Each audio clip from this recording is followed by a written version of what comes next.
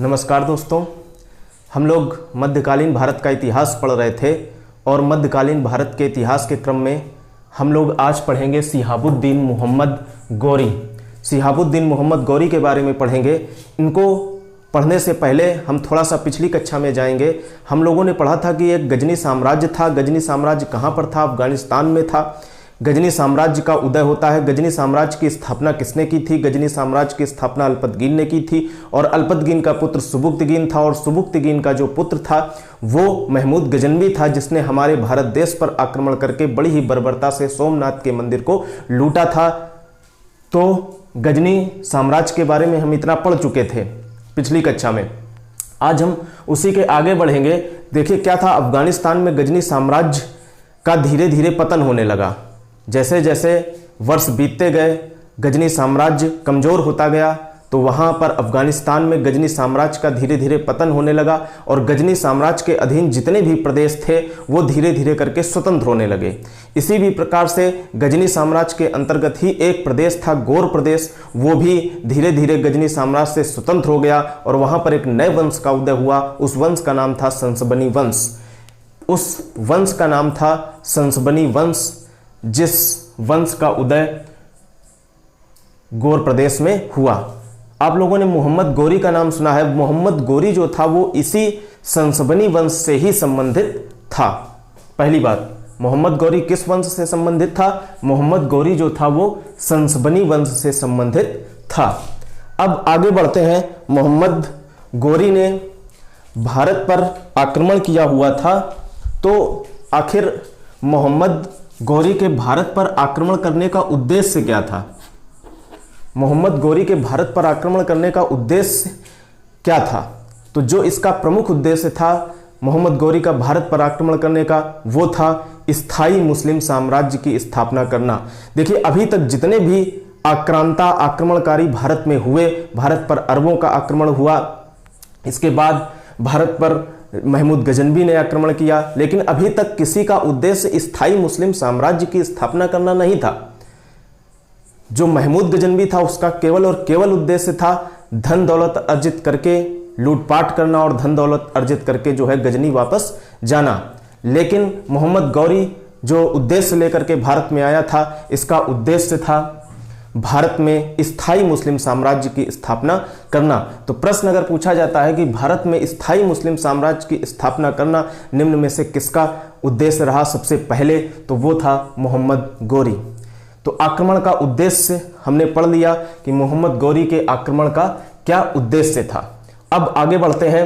देखिए मोहम्मद गौरी के प्रमुख आक्रमणों के बारे में जानते हैं कि मोहम्मद गौरी ने भारत पर कौन कौन से प्रमुख आक्रमण किए। तो सबसे पहले इसका पहला आक्रमण जानते हैं। पहला आक्रमण मोहम्मद गौरी ने कहां पर किया? पहला आक्रमण मोहम्मद गौरी ने 1175 ईस्वी में मुल्तान पर किया। पहला आक्रमण मोहम्मद गौरी ने 1175 ईस्वी में मुल्तान पर किया और इस मुल्तान पर उसने मोहम्मद गौरी ने विजय प्राप्त कर ली। अब मुल्तान पर विजय मोहम्मद गौरी ने प्राप्त कर ली। अब वो आगे बढ़ता है विजय प्राप्त करने के उद्देश्य से और इसी क्रम में 1178 ईस्वी में 3 साल बाद वो गुजरात पर आक्रमण कर देता है। मोहम्मद गौरी गुजरात पर आक्रमण कर देता है। उस समय गुजरात राज्य में किसका शासन था? उस समय गुजरात में चालुक्य वंश का शासन था। आप आगे की कक्षाओं में चालुक्य वंश को पढ़ेंगे, डिटेल में पढ़ेंगे। अभी केवल यही जानते हैं कि गुजरात में उस समय जिस समय मोहम्मद गौरी भारत पर आक्रमण करता है, गुजरात में चालुक्य वंश का शासन चल रहा था। चालुक्य वंश का शासन चल रहा था और राज्य कौन कर रहा था, शासन कौन कर रहा था? उस शासक का नाम क्या था? भीमदेव द्वितीय या मूलराज द्वितीय। भीमदेव द्वितीय कहें या मूलराज द्वितीय कहें, एक ही नाम है, एक ही व्यक्ति के दो नाम, भीम देव द्वितीय कहें या मूलराज द्वितीय कहें। चालुक्य वंश का शासन चल रहा था और चालुक्य वंश में जो शासक राज्य कर रहा था उसका नाम था भीमदेव द्वितीय या मूलराज द्वितीय। लेकिन क्या था कि ये भीमदेव द्वितीय जो था वो अल्पवयस्क था।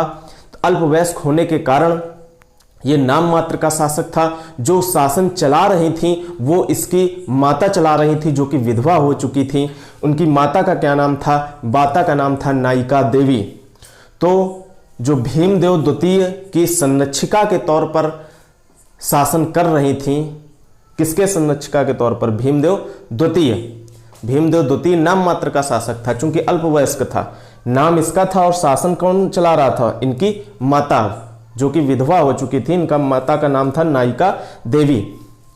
तो ये सिचुएशन थी गुजरात की। चालुक्य वंश का शासन, भीमदेव द्वितीय शासक जिसका संरक्षण कर रही है उसकी विधवा माता नायिका देवी। ऐसी परिस्थिति में मोहम्मद गौरी क्या करता है? मोहम्मद गौरी 1178 ईस्वी में गुजरात पर अटैक कर देता है।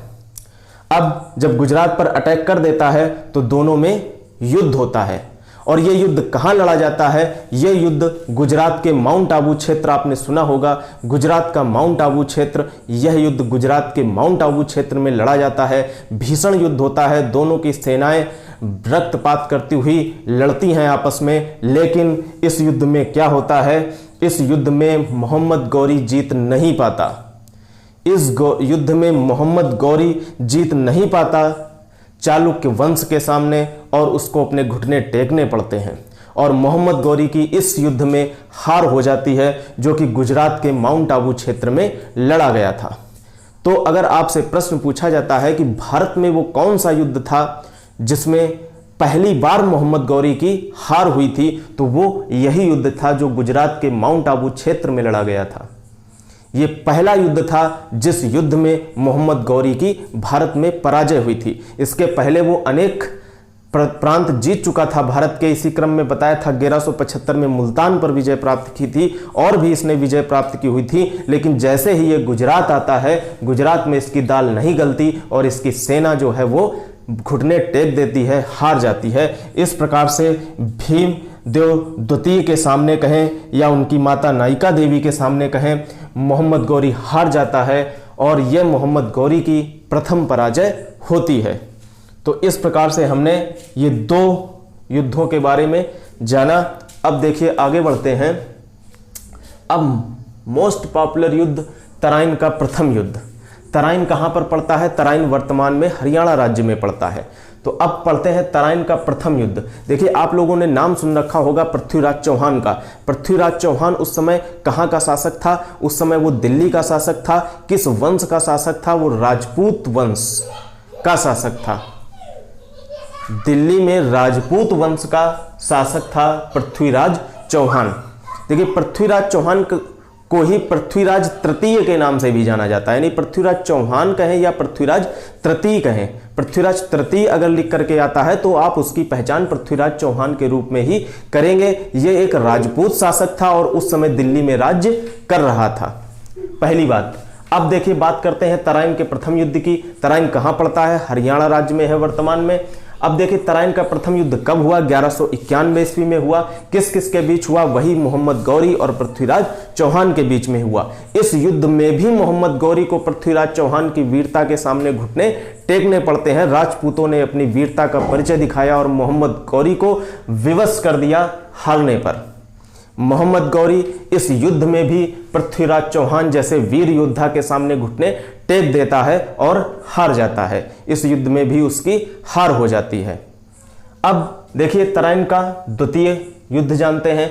तराइन का द्वितीय युद्ध भी पृथ्वीराज चौहान और मोहम्मद गौरी के बीच में ही लड़ा गया था, ठीक 1 वर्ष बाद 1192 ईस्वी में। परंतु इस युद्ध में क्या होता है? इस युद्ध में मोहम्मद गौरी जीत जाता है और पृथ्वीराज चौहान हार जाता है। अब जब इस युद्ध में तराइन के द्वितीय युद्ध में मोहम्मद गौरी की जीत हो जाती है और पृथ्वीराज चौहान की हार हो जाती है, वास्तव में 1192 का तराइन का द्वितीय युद्ध ही टर्निंग पॉइंट था मुस्लिम साम्राज्य की स्थापना के संबंध में।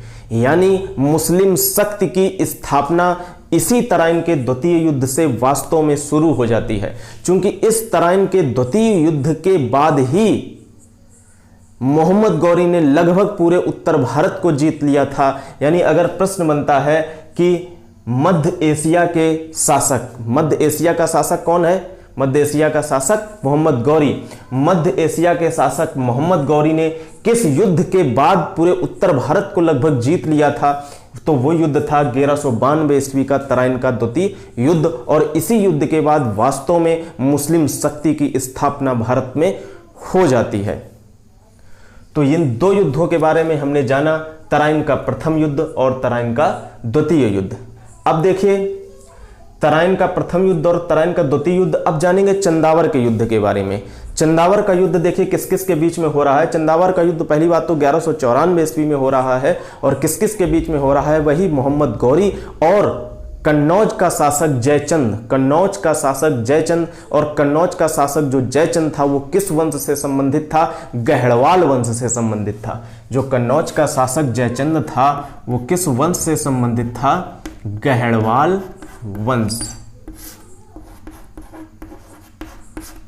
जो कन्नौज का शासक था जयचंद्र, उसके बीच में और मोहम्मद गौरी के बीच में युद्ध होता है चंदावर का 1194 ईस्वी में, और इस युद्ध में भी मोहम्मद गौरी जीत जाता है।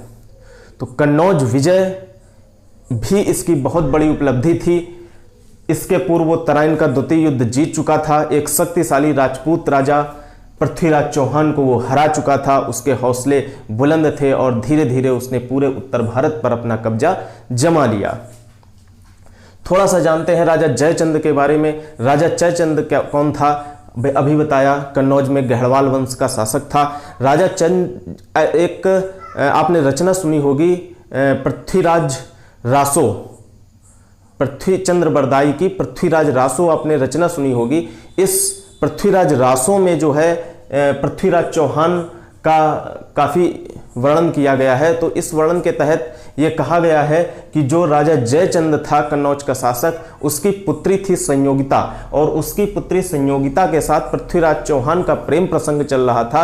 परंतु इस प्रेम प्रसंग से राजा जयचंद्र बहुत ही परेशान था और राजा जयचंद्र इसका लगातार विरोध कर रहा था।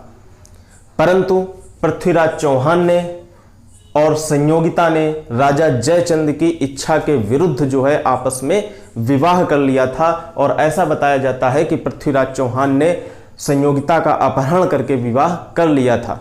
और इसी बात से राजा जयचंद्र नाराज था, किससे, पृथ्वीराज चौहान से। और ऐसा भी कहा जाता है कि राजा जयचंद्र ने ही मोहम्मद गौरी को पृथ्वीराज चौहान के विरुद्ध भड़काया था और आक्रमण करने के लिए प्रेरित किया हुआ था। लेकिन हुआ क्या बाद में, पृथ्वीराज चौहान तो हार गए मोहम्मद गौरी से। बाद में जयचंद्र को भी मोहम्मद गौरी ने नहीं छोड़ा और 1194 ईस्वी में चंदावर का युद्ध हुआ, और उस चंदावर के युद्ध में मोहम्मद गौरी ने राजा जयचंद्र को भी हरा दिया। तो इस प्रकार से हमने ये 3 महत्वपूर्ण युद्ध देखे। तराइन का प्रथम युद्ध, तराइन का द्वितीय युद्ध, और ये चंदावर का युद्ध, और इसके पहले ये जो गुजरात के माउंट आबू क्षेत्र में लड़ा गया था, भीमदेव प्रथम भीमदेव द्वितीय ने लड़ा हुआ था मोहम्मद गौरी के विरुद्ध। तो ये सारे मोहम्मद गौरी के आक्रमण पढ़े हमने। अब कुछ अन्य तथ्यों के बारे में जानते हैं। देखिए, अगर आपसे प्रश्न पूछा जाता है कि तुर्की साम्राज्य या मुस्लिम साम्राज्य का वास्तविक संस्थापक कौन है, तो अभी हमने देखा कि मुस्लिम शक्ति की स्थापना हो चुकी। मुस्लिम शक्ति की स्थापना कब हुई, तराइन के द्वितीय युद्ध के बाद मुस्लिम शक्ति की स्थापना हो चुकी है। तो मुस्लिम साम्राज्य या तुर्की साम्राज्य क्यों कहा जा रहा है, क्योंकि तुर्क से तो आया है मोहम्मद गौरी। तो तुर्की साम्राज्य और मुस्लिम साम्राज्य का अगर वास्तविक संस्थापक आपसे पूछा जाता है तो आप टिक करेंगे मोहम्मद गौरी को। मोहम्मद गौरी ही तुर्की साम्राज्य का वास्तविक संस्थापक या मुस्लिम साम्राज्य का वास्तविक संस्थापक माना जाता है। अब इसने क्या क्या हुआ था, कन्नौज जब जीत लेता है, कन्नौज किससे, राजा जयचंद से। राजा जयचंद से जब कन्नौज जीत लेता है मोहम्मद गौरी, तब ये क्या करता है, एक सिक्के चलाता है। उस सिक्कों में विशेषता क्या थी, उस सिक्कों में विशेषता यह थी कि एक तरफ देवी लक्ष्मी की आकृति बनी हुई थी और दूसरी तरफ उन सिक्कों में अरबी में कलमा लिखा हुआ था।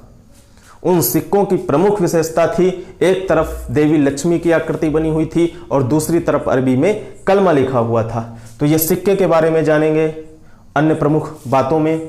अब देखिए आगे बढ़ते हैं। देखिए, जो मोहम्मद गौरी था उसके 2 दास थे, दास भी थे और उसके सेनापति भी थे। कौन कौन से 2 दास थे, कौन कौन से सेनापति थे? देखिए, एक दास का नाम था कुतुबुद्दीन ऐबक और दूसरे दास का नाम था बख्तियार खिलजी। ये दोनों सेनापति भी थे मोहम्मद गौरी के, दास तो थे ही थे, मोहम्मद गौरी के ये सेनापति भी थे। तो 2 दास में से जो कुतुबुद्दीन ऐबक था, इसको क्या किया, मोहम्मद गौरी जब कन्नौज को जीत गया और लगभग उत्तर भारत पर उसने अपना पूरा कब्जा कर लिया। इसके बाद वो गजनी वापस चला जाता है और अपने प्रतिनिधि के रूप में शासन किसको सौंप जाता है? कुतुबुद्दीन ऐबक को। अपने प्रतिनिधि के रूप में कहने का मतलब यह है कि कुतुबुद्दीन ऐबक शासन करेगा, परंतु किसके नाम से करेगा? मोहम्मद गौरी के नाम से।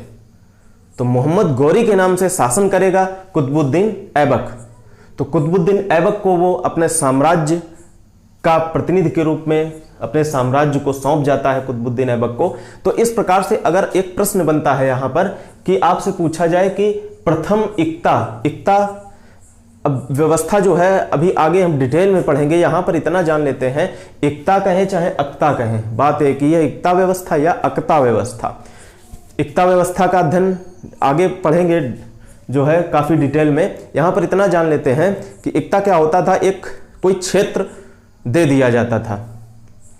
कोई राजा है तो किसी राजा ने किसी से खुश होकर के या किसी भी प्रकार से एक कोई क्षेत्र दे दिया, तो उस क्षेत्र में वो अपने अनुसार जो है वो सारे टैक्स वसूली करना या जो भी करना वो करता था अपने हिसाब से। आगे डिटेल में पढ़ेंगे इक्ता व्यवस्था। यहाँ पर थोड़ा सा बस बता दिया। इक्ता सबसे पहले अगर आपसे पूछा जाए कि प्रथम इक्ता किसको प्राप्त हुआ, तो अगर देखा जाए तो कुतुबुद्दीन ऐबक को प्रतिनिधि के रूप में साम्राज्य सौंप गया है। कौन? मोहम्मद गौरी। तो प्रतिनिधि के रूप में मोहम्मद गौरी कुतुबुद्दीन ऐबक को साम्राज्य सौंप गया है, अपना विजित क्षेत्र सौंप गया है। तो अगर आपसे पूछा जाए कि प्रथम इक्ता किसको प्रदान किया गया, तो हम कहेंगे कुतुबुद्दीन ऐबक को ही। कुतुबुद्दीन ऐबक ही वो पहला व्यक्ति था जिसको पहला इक्ता प्रदान किया गया था। इक्ता हम आगे डिटेल में पढ़ेंगे। अब आगे देखते हैं, थोड़ा सा बख्तियार खिलजी के बारे में जानते हैं। ये तो कुतुबुद्दीन ऐबक की बात होगी और कुतुबुद्दीन ऐबक को भी आगे पढ़ेंगे अगली कक्षा में। अब देखिए बख्तियार खिलजी के बारे में जानते हैं। बख्तियार खिलजी बहुत ही पॉपुलर कैरेक्टर। बख्तियार खिलजी क्यों पॉपुलर कैरेक्टर है अभी आपको पता चल जाएगा। बख्तियार खिलजी बहुत पॉपुलर कैरेक्टर और बहुत ही घृणित कैरेक्टर, एक विदेशी आक्रांता बर्बर जिसने बर्बरता का परिचय दिया। कैसे बर्बरता का परिचय दिया अभी आप आगे देखेंगे। बख्तियार खिलजी ने सबसे पहले क्या किया हुआ था, 1193 से 1202 के मध्य बिहार को जीत लिया था। कोई बात नहीं, 1193 से 1202 के मध्य इसने बिहार पर विजय प्राप्त की थी। अगर आपसे प्रश्न पूछा जाए कि बिहार को विजित करने का श्रेय निम्न में से किसको दिया जाता है, तो बिहार को विजित करने का श्रेय बख्तियार खिलजी को ही दिया जाता है। कुतुबुद्दीन ऐबक का नाम नहीं लेंगे वहां, बख्तियार खिलजी को ही बिहार की जीत का श्रेय दिया जाता है। तो इसने क्या किया, 1193 से 1202 के मध्य बिहार पर विजय प्राप्त कर ली। और जब इसने बिहार पर विजय प्राप्त की है वहां पर उसने क्रूरता का परिचय दिया है, वहां पर उसने बर्बरता का परिचय दिया है। क्या बर्बरता का परिचय दिया है? हमारा प्रसिद्ध नालंदा विश्वविद्यालय जो कि पूरे विश्व में ख्याति प्राप्त था। नालंदा विश्वविद्यालय के बारे में अगर आप जानने का प्रयास करेंगे, गूगल सर्च करेंगे, तो देखेंगे कि नालंदा विश्वविद्यालय पूरे विश्व में छाप छोड़े था। पूरे विश्व के जो पढ़ने वाले विद्यार्थी होते थे वो यहाँ पर शिक्षा प्रदान करते थे, धारण करते थे, और जाने कितने अच्छे अच्छे अध्यापक नालंदा में पढ़ाया करते थे। तो नालंदा विश्वविद्यालय उस समय का फेमस विश्वविद्यालय, विक्रमशिला उस समय का फेमस विश्वविद्यालय, इस दोनों विश्वविद्यालयों को क्या किया, बख्तियार खिलजी ने नष्ट कर दिया। अपने बिहार विजय अभियान के दौरान इस बख्तियार खिलजी ने क्रूरता का परिचय दिया और जो हिंदू धर्म से संबंधित नालंदा और विक्रमशिला विश्वविद्यालय थे इनको पूरा तहस नहस कर दिया। तो प्रश्न बनता है, नालंदा और विक्रमशिला विश्वविद्यालय को तहस नहस किसने किया हुआ था? इस विदेशी आक्रांता, विदेशी क्रूर शासक बख्तियार खिलजी ने अपनी बिहार विजय के दौरान। अब आगे बढ़ते हैं। इसने देखिए बिहार को जीत लिया बख्तियार खिलजी ने। आगे इसने बंगाल को भी जीता। कब जीता? 1198 से 1203 के मध्य। 1198 से 1203 के मध्य इसने बंगाल पर भी विजय धारण की। अब देखिए ये सन याद रखने की कोई जरूरत नहीं है विशेष, थोड़ा सा दिमाग में रहना चाहिए कि लगभग किस समय की यह घटना हुई रही है जब बंगाल पर इसने विजय प्राप्त की हुई है। बंगाल पर विजय कैसे प्राप्त की इसने? सबसे पहले तो 1198 से 1203 के मध्य इसने बंगाल पर आक्रमण किया। उस समय बंगाल पर शासन कौन कर रहा था? लक्ष्मण सेन शासक कर रहा था। आगे हम पढ़ेंगे सेन वंश, पाल वंश, सेन वंश, ये सब आगे मध्यकालीन भारत के इतिहास में पढ़ेंगे, डिटेल से पढ़ेंगे। यहां पर केवल इतना जानते हैं कि उस समय जब बख्तियार खिलजी ने बंगाल पर आक्रमण किया हुआ था, उस समय सेन वंश का शासन चल रहा था और शासक कौन था? शासक था लक्ष्मण सेन। क्या हुआ? लक्ष्मण सेन जो था वो बिना युद्ध किए ही भाग गया, डरपोक शासक था, बिना युद्ध किए ही भाग गया, क्योंकि बख्तियार खिलजी की ताकत उस समय बहुत अधिक थी और बख्तियार खिलजी सब प्रांतों को जीतता हुआ, रौंदता हुआ आगे बढ़ा चला आ रहा था और लक्ष्मण सेन ये जानता था कि हम उसके आगे टिक नहीं पाएंगे, तो वो बिना युद्ध किए ही लक्ष्मण सेन भाग गया और धीरे धीरे पूरे बंगाल पर बख्तियार खिलजी ने अपना अधिकार कर लिया। जब बंगाल पर इसने अपना अधिकार कर लिया तो इसने अपनी राजधानी कहां पर बनाई हुई थी? बंगाल में एक जगह पड़ती है लखनौती, बंगाल में एक जगह पड़ती है लखनौती। इसी लखनौती में इसने बख्तियार खिलजी ने अपनी राजधानी बनाई हुई थी। ठीक है, अब एक प्रश्न अगर आपसे पूछा जाता है कि बंगाल और बिहार को विजित करने का श्रेय किसको दिया जाता है? ऑप्शन होते हैं 4 आपके पास, तो उन 4 ऑप्शनों में आप चूज करेंगे बख्तियार खिलजी। बख्तियार खिलजी को ही बंगाल और बिहार को विजिट करने का श्रेय दिया जाता है। तो इस प्रकार से ये हमारा टॉपिक आज का पूरा हो गया, शिहाबुद्दीन मोहम्मद गौरी। और शिहाबुद्दीन मोहम्मद गौरी ने अपने विजित क्षेत्रों को किसको सौंप दिया है? कुतुबुद्दीन ऐबक को सौंप दिया है अपने प्रतिनिधि के रूप में कि जाओ तुम हमारे नाम पर भारत में, उत्तर भारत जो कि हमने पूरा लगभग जीत लिया हुआ है, वहां पर शासन करो जाके। तो अब शासन कौन करेगा? अब शासन करेगा कुतुबुद्दीन ऐबक। तो बस अब हम आगे कक्षा में जब पढ़ेंगे तो कुतुबुद्दीन ऐबक के बारे में जानेंगे, फिर इसके बाद और भी तथ्य फैक्ट जानेंगे। तो ठीक है, मिलते हैं अगली क्लास में, तब तक के लिए धन्यवाद।